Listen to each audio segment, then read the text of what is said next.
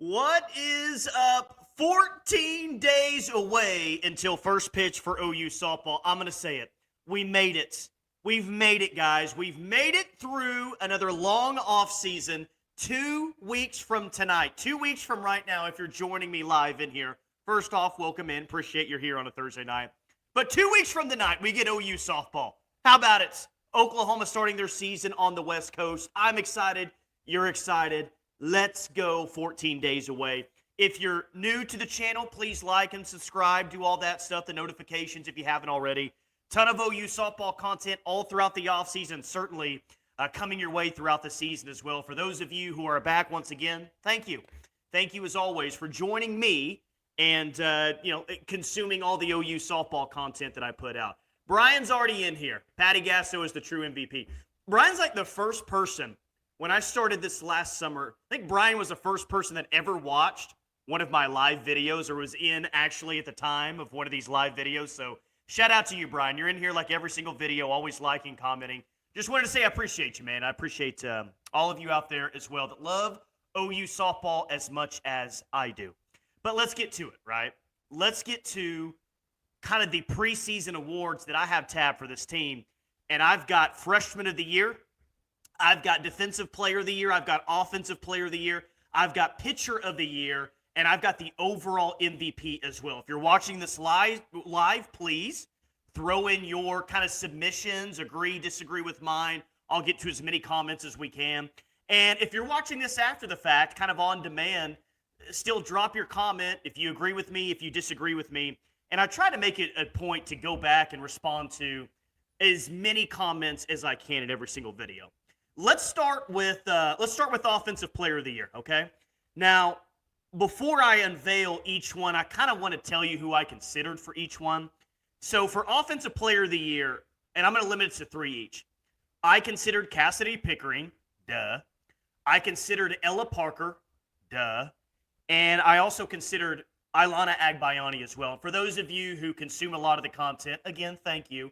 2, you know what I think of all 3 players, but certainly of Ilana Agbayani. I think she's going to be one of, if not the best leadoff hitters in the SEC in college softball this year.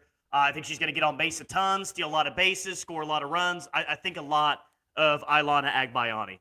But for Offensive Player of the Year, my prediction is Ella Parker.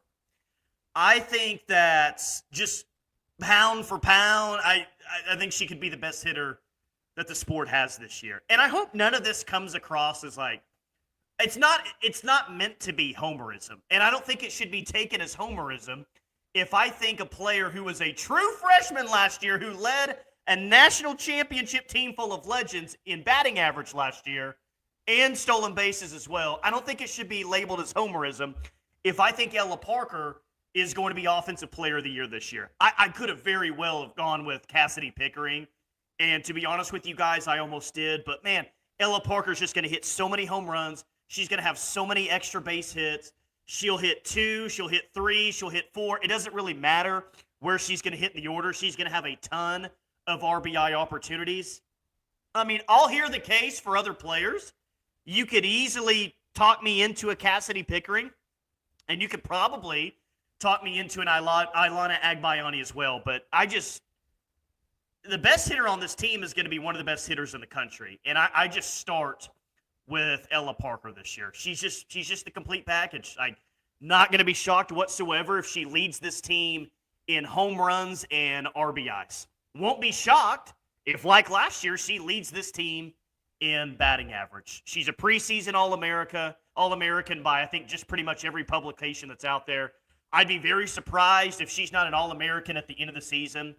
I'd love to hear arguments against her. I welcome those in the chat right now, but I'm going to guess that most of you at this point probably agree with me on Ella Parker being my Offensive Player of the Year for Oklahoma to start the season. But the good news here is there is a lot of options that we could go with, right? It's not just that would probably be the popular selection, but you could go with more. Like if this wasn't a no-brainer Ella Parker, you could go with multiple players, and I think that speaks to the talent level that OU has this year.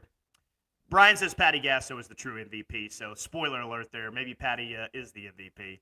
Appreciate that, Bentley. Appreciate that very, very much. Very kind words. Patty has put a process in place to turn young girls into women for their own expectations. Yes, Robert. Robert's always commenting on the videos as well with really good points. So I appreciate him and all of you as well. Just watched game one of the 2024 WCWS today at work. Tiare Jennings was an underrated player, if that makes any sense.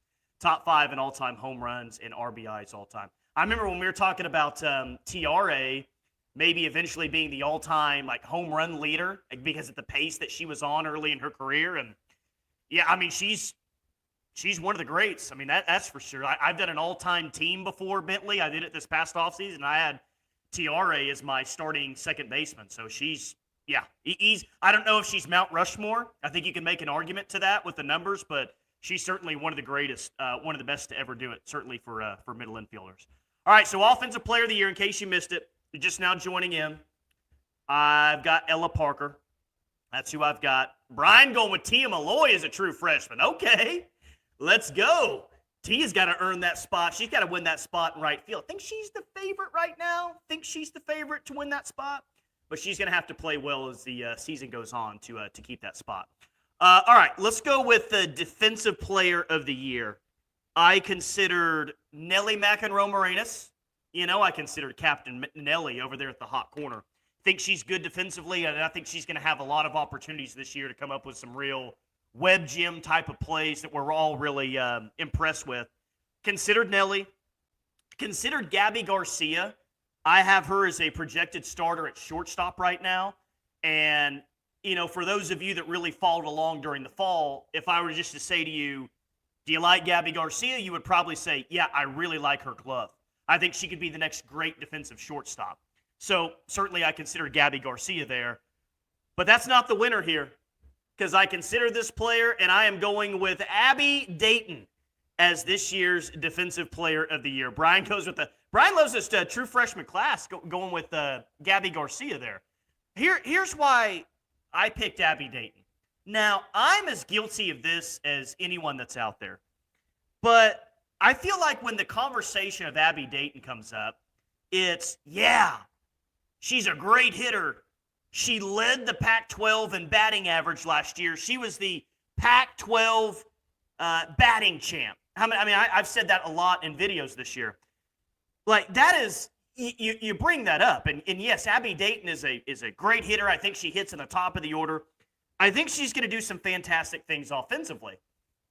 But talking so much, and again, I'm guilty of this more than anyone, talking so much about her offense, I think her defense has been overshadowed and how good of a center fielder that she is.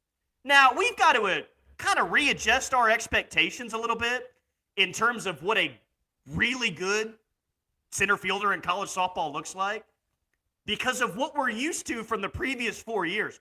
I don't think I have to tell any of you this, but what we saw with Jada, that is not normal. That's never been normal.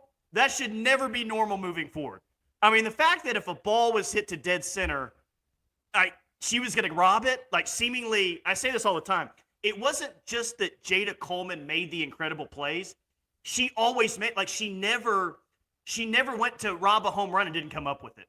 She never went full extension and didn't come up with the play. Like Jada Coleman always came up with that play. It's not normal. It's why I think she's the greatest center fielder ever. But I think Abby Dayton's pretty good. And just like when I project Abby Dayton to be this great offensive player next year, I say, well, that's kind of an easy place for me to get because I have proof at a power conference that she's been a really good hitter. All the hitters in the Pac-12 last year, nobody had a higher batting average than Abby Dayton. And it's the same thing when I talk about her defensively. I don't think that she had an error last year. I think if I remember correctly, she was perfect in center field a year ago. I don't expect her to rob 5 home runs this year. Maybe she'll surprise me there. That would be pretty awesome, actually. But Abby Dayton, I think, because it hasn't been talked about enough, and I blame myself on that, I think Abby Dayton's a really good center fielder, and I think that she's going to be the defensive MVP this year because whereas she might not make the highlight reel plays that we saw so much from Jada, she's going to be pretty good. She's going to be really good, and she's going to make a lot of good plays out there in a very, very critical position. It is not easy to follow a player like Jada. It's not. But I think Abby Dayton, in terms of what you were going to find in the portal, that's about as good of a replacement as you're going to find out there. I think she's really good. Really, really good. Okay, so that's Offensive Player of the Year. That's Defensive Player of the Year. Let's go to Pitcher of the Year. You guys probably know where I'm going to go with this next one. I actually don't have that one pulled up just yet. But Pitcher of the Year, I've got Sam Landry. I considered Bella Smith. I considered Kirsten Deal, but I think Sam Landry's your ace this year. I think she's your ace from day one. I think that we're going to see Sam Landry pitch for the first time in a full OU game 2 weeks from tonight. I think that you're going to see her on opening day. I've said I feel like every nice thing I could say about her, but she's legit. She's got great stuff. She's got great command, and she just looks calm, cool, and collected. It's a step up in competition for her, but I saw her against OU's lineup this year in the fall. It won't tell the entire story. She's still got to get better. She'll be in some very high-pressure moments this year, there's no doubt, and she's going to have to figure it out in those spots, but she's good, guys. I mean, if I'm wrong about this one, then I'm wrong about this one. But I feel very, very good about my high expectations for Sam Landry this year and being your best pitcher in the circle. Brian loves him some real deal there, so he's still going with Kirsten Deal. I hope big year for Kirsten Deal. I hope she comes in and throws gas, man, and is the best version of herself. I mean, we all remember how highly ranked she was as a recruit. I think she's got a lot to give. I really do. It's just I'm very, very high. Very, very high on Sam Landry at this point. All right, how about Freshman of the Year? Freshman of the Year, and I think there's 3 freshmen right now in terms of position players that are really locked in a position battle. Those players to me are Gabby Garcia, Sid Barker, and Tia Malloy out in right field. For Freshman of the Year, I'm going to go with Gabby Garcia. Love the glove. Interested to see how well she hits this year. I think she'll be fine at the plate. Most likely an 8 or a 9-hole hitter for this team. Hopefully she's one of those hitters that can get on base a lot. Don't need her to hit a lot of home runs or anything. Just kind of get on base and turn the lineup over. But Gabby's as highly heralded as any freshman in this class, and this was a really, really good freshman class. I think she has a chance to be your next great defensive shortstop. This is a high-profile position. Like shortstop in Oklahoma is one of the most high-profile positions that exist in college softball. It just is. And you think about the great players that have played there recently. Of course, Tiare's played at short before. You've got, of course, Grace Lyons, who's played at short before. There's been so many great players, so many big-time players. True freshman or not, Gabby Garcia will be counted on to be consistent defensively week in and week out. I mean, it's a lot, but I think Gabby Garcia can handle that. Be great defensively, be solid at the plate. I've got high expectations for her, and I think the expectation when you brought her in is that right away she was going to be able to compete for one of those starting spots in the infield, and certainly looks like that right now is Gabby Garcia and Sydney Barker kind of fighting for those 2 spots, or fighting for that spot, I should say, right now at shortstop. So in case you're just now joining us, just doing a little preseason awards here. Offensive Player of the Year, I've got Ella Parker. These are all OU. Offensive Player of the Year, I've got Ella Parker. Defensive Player of the Year, I've got Abby Dayton. I'll show, there's Abby Dayton again. Pitcher of the Year, I have Sam Landry. And then Freshman of the Year, I have Gabby Garcia. Now that gets us to the overall MVP, the big question. Who's it going to be in 2025? Heck, you could have a good conversation who it was last year. I mean, Kelly Maxwell did win Women's College World Series Most Outstanding Player. But I considered a few here. I considered Ella Parker. I considered Cassidy Pickering. But in a hot take, and I'm sure it will be viewed as a hot take, my overall MVP for Oklahoma in 2025 will be Sam Landry in the circle. Overall MVP. You guys agree? You guys disagree? I'm going to guess that some of you probably disagree with this one. Some of you probably would say Ella Parker. I bet she would be the popular pick. Someone might say Cassidy Pickering. And those 2 picks would be fantastic. They are preseason All-Americans and really, really good players. It would be incredibly difficult for me to argue with either of those two players. However, this is why I say Sam Landry. Most valuable player. We got to remember what MVP stands for. Overall, most valuable player. Now, what is the biggest question mark about this team? What's been the biggest question mark all the way back going into the fall? What was the biggest question mark during the fall season? What's been the biggest question mark? What was it at the end of the fall? What's the biggest question mark today that you guys want to know and that I see in the comments all the time? Who's going to be the ace? The pitching staff. Who's going to step up and be the ace? Who's going to be that arm? Well, I think it's going to be Sam Landry. And maybe I have higher expectations than most about Sam Landry, but I think that she's going to do it at an incredibly high level, be one of the best in the SEC, one of the best in the country. So if I'm right about that, if OU ends up having one of the best starters in the SEC and one of the best arms in the entire country, yes, you need more outside of her, but how much better would you feel if I could tell you today that Sam Landry will be one of the best in the country? Would you feel any better about winning a national championship? Maybe you would, maybe you wouldn't, but that would answer your biggest question with this team. And I know it may not be your only question with this team, but Sam Landry being good would be massive. And I mean massive for the squad. The confidence that it would give them, the fact that they would have that legitimate ace in the circle. I just think that she's that type of player. And to go all the way back to when she was recruited to OU out of the transfer portal, I was actually having this conversation today about Sam Landry. Now, there's someone that may have been around when Sam Landry made her visit to Oklahoma. And this individual that I was talking to today, now remember what was going on at the same time that Sam Landry was being recruited by Oklahoma and the same time that she was on her visit. We were talking about Nyjeri Kennedy a lot. I talked about Nyjeri Kennedy more than any other player that was in the transfer portal. That seemed at the top of most OU softball fans' wish list. Man, if we get Kennedy, we're really in business. But the tone from the staff, apparently, according to this individual, I wasn't there, but this person was. According to the staff, the tone was, hey, we really want this pitcher. Sam Landry is one that we really, really want, we're really excited about. I'm not saying that they didn't want Nyjeri Kennedy. I think that they wanted Kennedy, and I think that they pursued her. But I think that this staff thought very, very highly of Sam Landry, and they really wanted her in this transfer portal class, and they were very, very excited when they got her from Louisiana.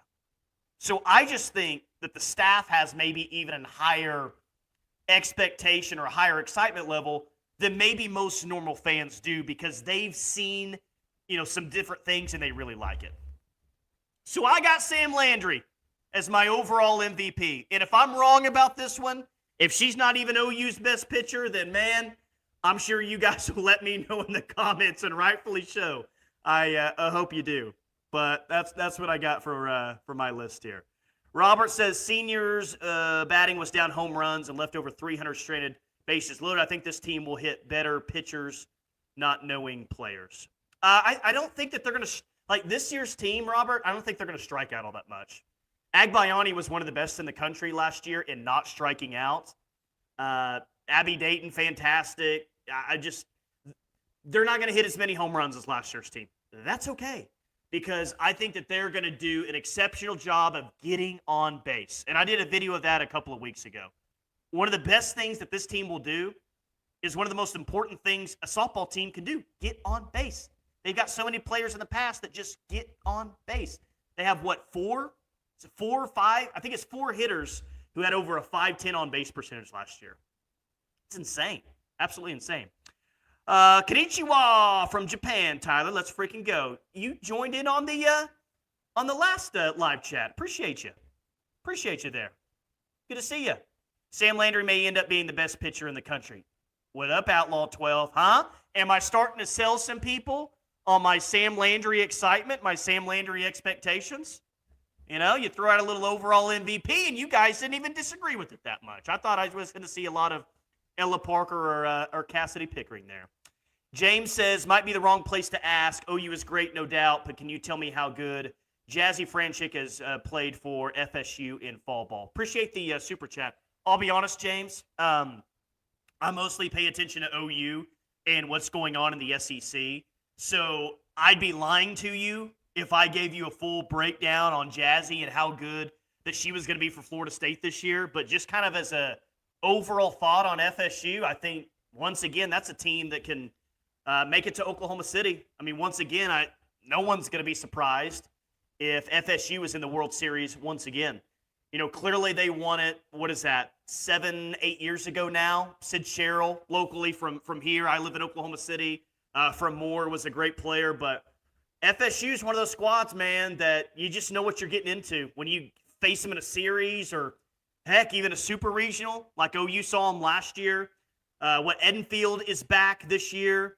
They've got some good players returning. I would probably project, I haven't done this yet, I need to. I'd probably project Florida State to have a better year than a year ago and make the Women's College World Series. Duke's going to be good in the ACC. We'll see about Clemson as well, but I mean, don't have to talk a whole lot of people in the softball to liking Florida State and the track record they have and the head coach that they have. They're good. They're for sure. Don't sleep on Bella Smith. We haven't seen her, and she'll be in the starting rotation. Did you see the video I did a few weeks ago on Bella Smith? I said the exact same thing. So you guys, let's talk about Bella Smith. Let's do that. If you didn't see the video, the point was, I like Sam Landry. I think she's good. That's established. Kirsten Deal, you can count on her. Is she going to be the top-level pitcher that we've been waiting for her to be on? We'll see, but you can start Kirsten Deal in an SEC game and feel good about your chances. Audrey Lowry, young pitcher, but she's clearly got some stuff there. I think that there's some promise there. The point is that we have not seen Bella Smith, okay? What if she's really good? How might your opinion change even more about OU this year if Bella Smith is good? Because that's all she's been in her career. Bella Smith has been a conference pitcher of the year in 2 different conferences so far in her 3-year career. She was a conference pitcher of the year twice, once her sophomore year and the other one last year at Campbell. They switched conferences this past season, and she won conference pitcher of the year in both. It's a step up in competition. She's going to be facing some hitters that, frankly, game in and game out, she hadn't faced this level of hitter consistently while at Campbell. Now, she did beat Duke last year. She beat Duke on the road last year and pitched a fantastic game. I think she only allowed 2 runs in that game. Duke, a very good team that made it to Oklahoma City in the Women's College World Series. Duke was a very good softball team, and she beat them. So what if Bella Smith is really good? She's got, the most wins in Campbell history. She's got the most career wins of any pitcher on this staff right now. Maybe that means nothing. Maybe it's, she's a nice piece, but, a little bit step up in competition. We saw, that Bella Smith is good, but, she wasn't ready for this on a consistent basis. Or maybe she is. That's the fun part about this conversation. Like you're saying, we have not seen her, or at least we didn't see her during the fall. We saw Sam Landry in the fall, and it looked really good. Bella Smith didn't get that opportunity. So she could be awesome. She could be what I think that Sam Landry's going to be. I think Sam Landry's going to be all that. Maybe that's Bella Smith this year. Then how would you feel about things? Probably feel pretty good. Yeah, Lonnie Alameda. We love Lonnie Alameda on this show. I'm a big fan of Lonnie. She's awesome. Do you think Sid, Parker, or Cassidy all get 20 home runs each? Ooh, that's a good question. 20 home runs is a big number. I think Sid Sanders, I think she can get to 20 home runs. I think she'll be an everyday first baseman for this team. Interested to see Corey Hicks. I think she was a little banged up early in the fall and ended up getting back out there.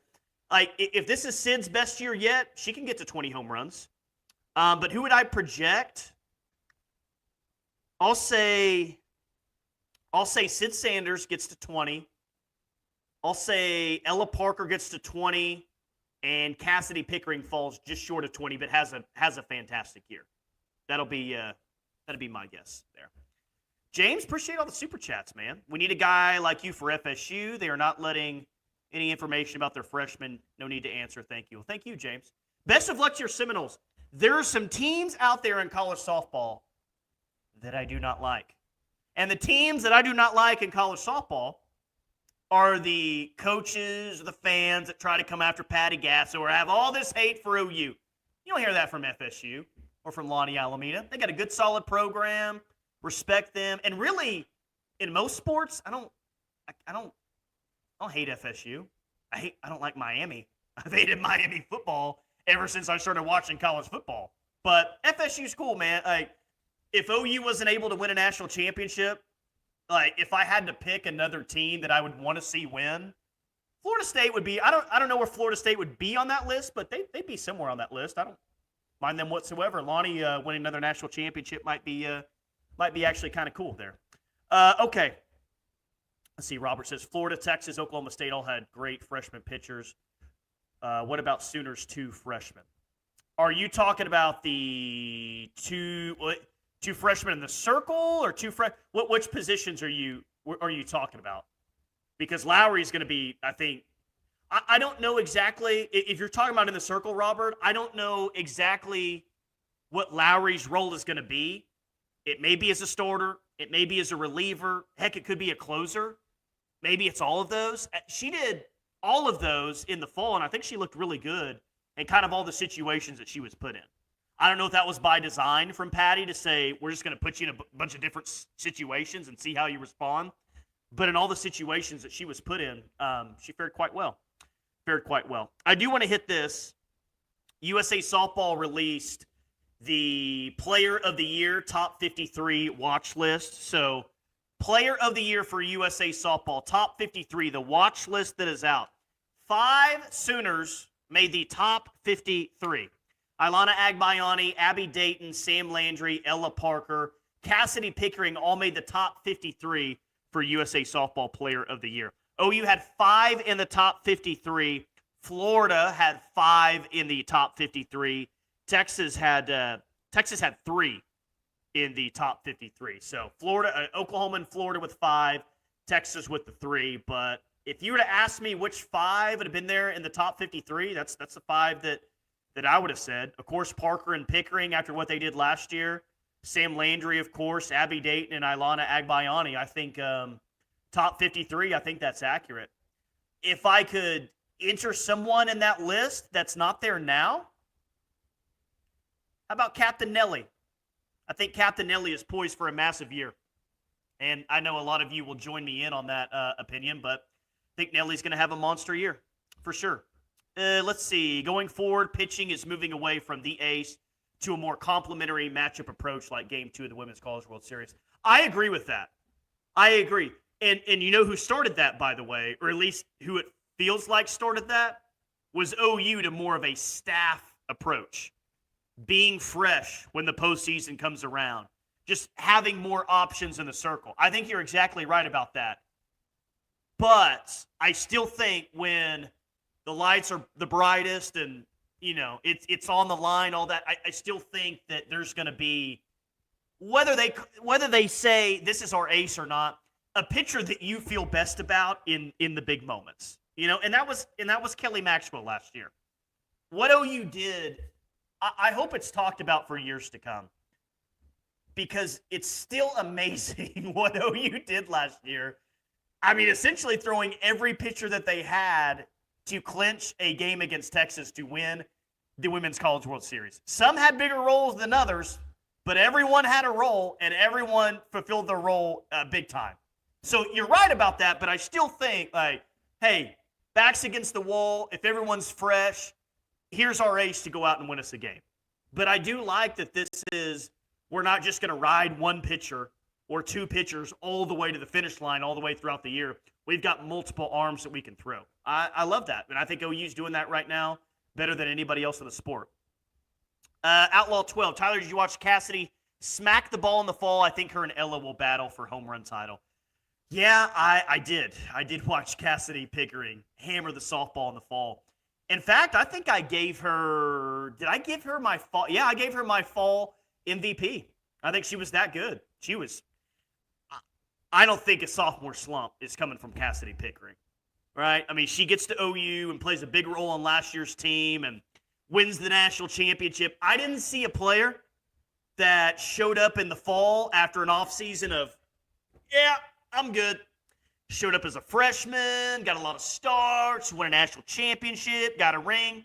I'm good. I can just take it easy during the summer. I'll just show up in the fall and I got my starting spot. It's all good. It's just the fall. All that matters is the regular season. No. Cassidy Pickering showed up for fall ball looking like she's ready to play, looking like she's ready to hit, and she did. OU pitchers, other teams that they played, she was awesome. She's really, really good. Really, really good. Sooner transfer catcher had 14 home runs last year. Think JT will hit better. Isabella Emerling. She's great last year at North Carolina. Fantastic. I think kind of one of the better offensive seasons or maybe offensive careers in North Carolina history. And not that North Carolina's a blue blood in college softball or anything like that, but Isabella Emerling's very capable. Very, very capable. And I think if you didn't watch the batting order video that I just did less than a week ago, I've got her hitting, I think it was 6th, and the starting catcher. I like her a lot. But Zach Hayes, good young catcher as well.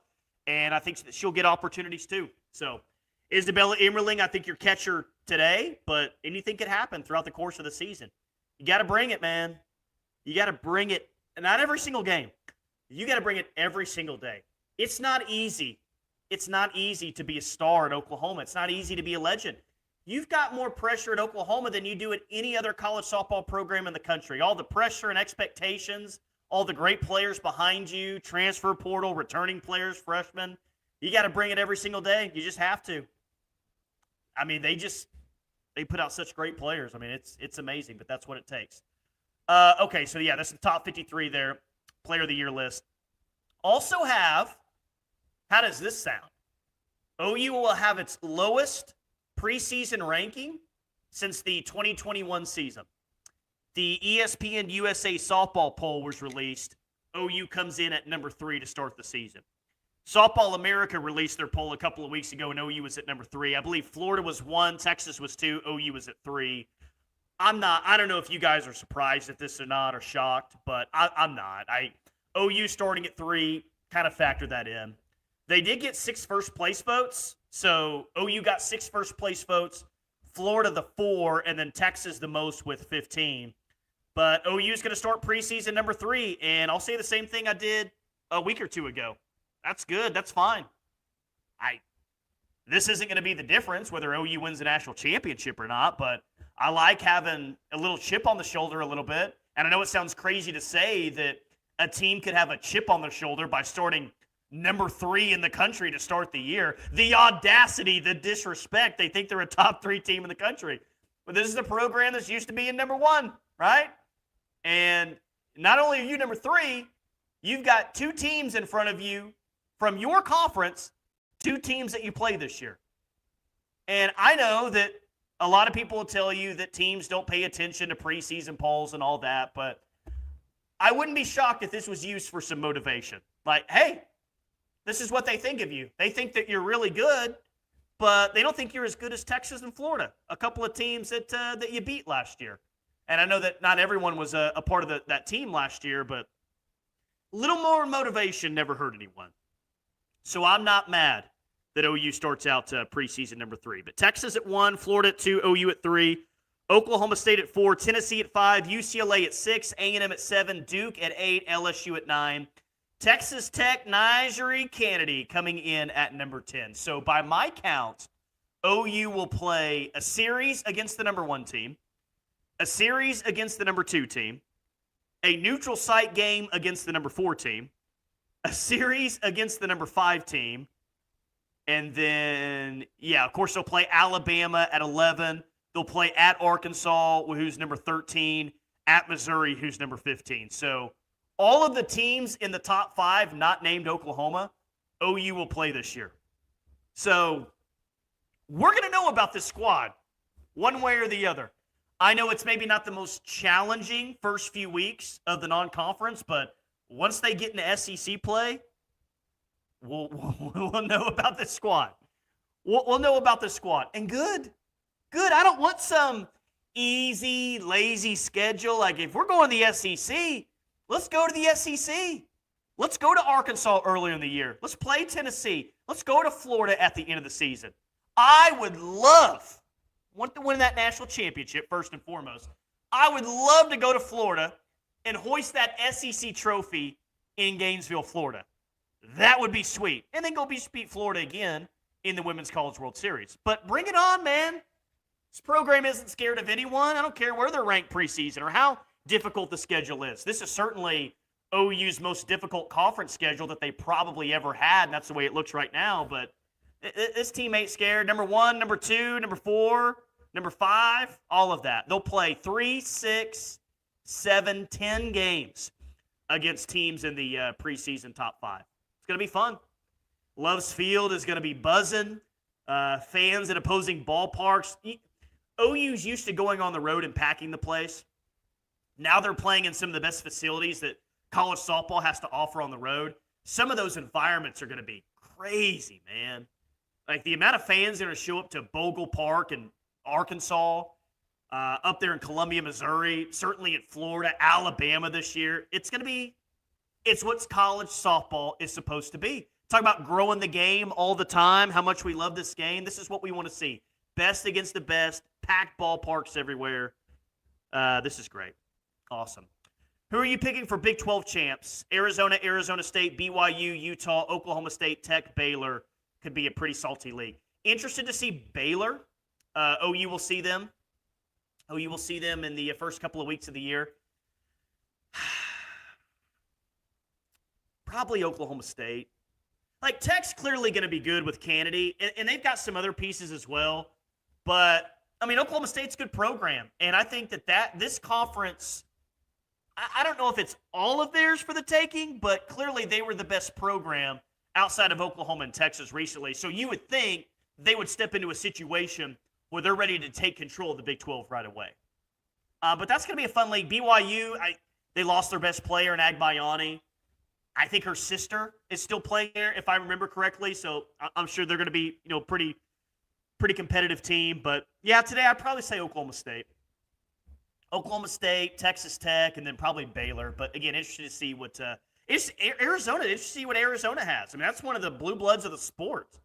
Clearly, they haven't been the same in the past, but in a new league, can they take control of the Big 12? Very interested to see what Arizona does, for sure. James says it's kind of laughable that OU isn't number 1 in the last 2 recruiting classes, and when they need help, they just go get help. Yeah. They do. They didn't get Nyjari Kennedy, but, again, the staff was really pumped up about the 2 transfer portal pitchers they got, and every right to be. And Agbayani was top 5 in batting average in the Big 12 last year, again for the 80th time, if not more. You had Abigail Dayton, who led the Pac-12 in batting average. They got a really great portal. I think you could argue OU got the best portal class, the best recruiting class, the best portal class. They've got the best coach. They got the best coaching staff. OU's in the mix this year. OU's in the mix this year. I don't think there's any doubt about that. Hey, appreciate all you guys in the comments as always. James, salute to you and the Super Chats. Good luck to your Seminoles this year. You know what, James? When I box score watch, just for you, not just because of Lonnie Alameda, mostly because of you, I'm going to root for Florida State this year. Root for Florida State. OU Florida State Championship Series again. I can get down for that. We've seen it a couple of times here recently. I hope it happens again. 14 days away. 2 weeks from the night, we'll be doing a live show talking about the first couple of games that Oklahoma's played. I'm ready. We've made it through an offseason. The pursuit of a 5th consecutive national championship starts very, very soon. Appreciate you guys. As always, more content coming up this weekend with OU softball. Subscribe to the channel, please. If you haven't already, turn on those notifications. Talk to you guys soon.